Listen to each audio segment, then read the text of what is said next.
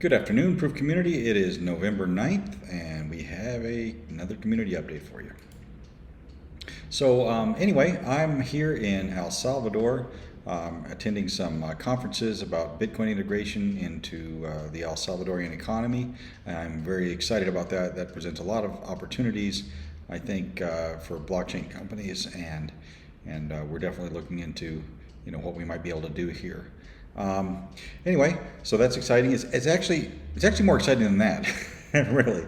I mean, seriously, this is potentially a historical event or a historic event because with El Salvador accepting Bitcoin as an official currency of El Salvador. That's a huge deal. And contrary to some of the things that you may have seen on the news and that I certainly saw on the news, people here are extremely happy about it and extremely excited about the prospects for the El Salvadorian economy. I have talked to lots of people, probably close to 100 now, and not one single negative comment about it. Everybody was excited about what it was going to bring. A few people really didn't understand what it was all about. Or I would say probably more than half of them didn't really understand what it was all about, but they felt positive about it in general. So I think that we need to be careful about what we listen to as far as news goes, because I can tell you that my experience with what is going on here in El Salvador is that it is overwhelmingly positive, and the people that were ambivalent about it. Even that weren't super positive or super negative about it, that didn't have anything to say about it really too much, were like, well, I mean, what's the downside? Really, seriously, it's going to be good for us and probably bring in investment at the very least, even if I don't use it. So that was interesting. It was also interesting to go to the mall and it's like everybody accepts Bitcoin. Here, you're in the mall, you walk around and the whole place, I mean, the whole country accepts Bitcoin. So that's awesome. So it's a really exciting and historic event, I think, and I hope that the experiment with El Salvador goes well. If it does, I think it's going to start a revolution. Actually, in probably all of the Latin American countries are going to follow suit shortly thereafter, because I think what's going to happen here, they have a very pretty solid infrastructure, at least here in San Salvador. I haven't really been outside of San Salvador to see much of the rest of the country. I would expect that it's probably a little bit, obviously in the process of development as a developing nation. But in El Salvador, for at the least, is very well developed, a very well maintained and provisioned infrastructure here in the part, at least in the part where I'm at. The people in general here in El Salvador have an amazing work ethic, and as far as like customer service and all that kind of thing, it's absolutely top notch. I would say well above the United States and most of Europe in that regard. So I'm pretty excited about the prospects because they have fairly solid educational opportunities here. Obviously, there can be some improvement there, but the infrastructure for education is in place, and the basic education is very strong. People are coming out of basic education with strong literary and numeric skills. So I mean, the basic education system here is working very well. Secondary education, there is national universities if you don't have much money to go to private universities, but most of the people seem to be opting for private universities. It is a struggle with the current economy to go to university, because it is, roughly, for most people, it would be roughly 1/4 of their income to pay the tuition if they're working a job, and if they're not working a job, they still have to come up with that money. So it is a struggle for a lot of Salvadorians to go to private university, but the private universities are there, and there does exist opportunities. So I'm very excited about the prospects for El Salvador. Is what I'm trying to say, as a potential technology hub. I think that the people are prepared culturally, and I think that the infrastructure is prepared, and I think that El Salvador could become a huge technology hub for blockchain projects. So I'm very excited about the prospects of that. I've still have yet to talk to people in the Salvadorian government, which I intend to talk to about whatever incentive programs they might have or something like that or onboarding programs for blockchain companies, because I know that they're interested in that.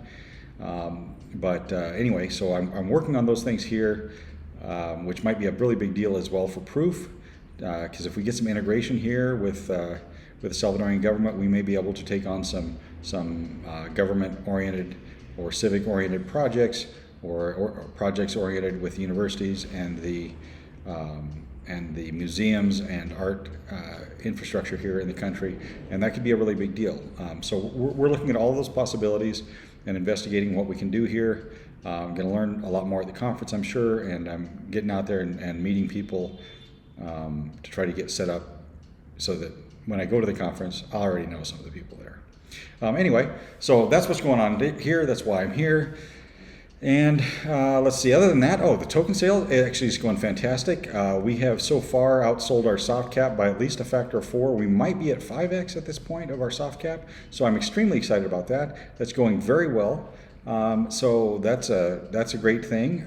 And there's only a couple of days left. Let's see, it's the 10th is the last day, I think. So if you haven't gotten some PRüF, I would recommend get over there to p2b.io as soon as you can, and open an account there and purchase some PRüF, because I don't think we won't be putting it on sale for this price in the future. So this is an opportunity, I think, for people to get in early and maybe get some stakes set up and earn some more PRÜF, and some pretty exciting opportunities, I think.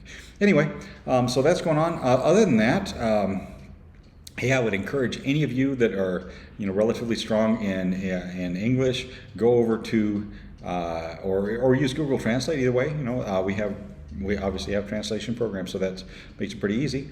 Go over to prüfio.medium.com and check out some of our articles there. I've got an article put up there that I just put up a couple days ago that describes the possibilities for NFT finance. Now, this is something that's kind of unexplored in DeFi so far, and part of that is because there hasn't really been a good way to do it until now. But with PRüF, it's possible to create NFT finance tranches of different types of instruments, different types of tokens, even debt instruments. All of that kind of stuff is possible to create with PRÜF, and tranching and grouping sections of investments together into tranches and tokenizing those tranches is something that PRÜF is ideally suited for. So I think NFTFi or NFT finance or whatever we're going to call it, I think it's an incredible, exciting opportunity, and I think that PRÜF is basically the only game in town that is capable of doing this in a standardized way that can be interoperable between different providers of financial instruments, or of DeFi instruments. So I think that we're very well positioned for that, and we are going to be part of ushering in the NFTFi revolution. So obviously, I'm extremely excited about that. I think that's going to mean a lot of value for token holders, and I think it's going to mean a lot of value for the future of the project. So yeah, exciting news. By the way, San Salvador is beautiful. I highly recommend anybody who wants to come and take a vacation here. The prices are very affordable. Beaches nearby, everything you want in the city, everything. It's fully developed, and anything you want is nearby if you're in the Zona Rosa here in San Salvador. So I do recommend that to anybody who wants to come check it out. It's a great place. Come check out what they're doing with blockchain. And yeah. Anyway, so I think that's about a wrap, other than, let's see, the DeFi stuff. Yeah, and I'm working on some contracts for tranching and things like that, but I don't really have any news on that yet. Okay, oh yeah, so we're moving forward and getting farther along, getting ready for audit, and we have the testnet is now active, and the new interface is active. We're still putting some polish on that, and then when we get that done, we'll be bringing it out to our test group. After our testers have had at it and we've played around with it a little bit with our testers, then we'll be sending those contracts out to audit. So we're getting close to that point. That'll be an exciting milestone, because when we get those contracts back from Certec or Certica, I guess it is, from Certica, then we'll be going mainnet after that, and of course that's a enormous milestone, and we're extremely excited about seeing that happen in the second quarter, or the first quarter, sorry, of 2022.